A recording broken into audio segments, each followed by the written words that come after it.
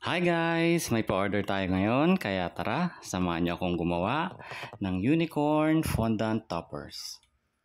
Bale, ang order natin today is yema cake with unicorn fondant toppers.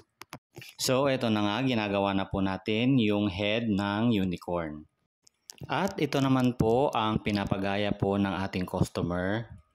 Bale, ang nag-order po pala nito is yung pinsan ko na si Giselle. Magbo-birthday kasi at magbibinyag na kasi ang kanyang bunsong anak na si Kaylin.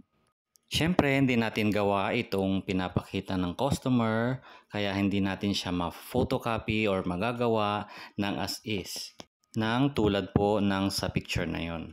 Pero at least gagawin naman po natin ang ating best para naman po at least magaya ng kaunti yung pinapagaya po sa atin na fondant topper na unicorn head.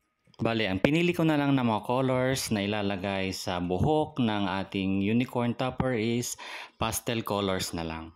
Good thing din na pastel colors ang aking pinili kasi yun din daw po ang color ng kanyang damit na isusuot ng kanyang anak. At ayun lang guys, thank you for watching!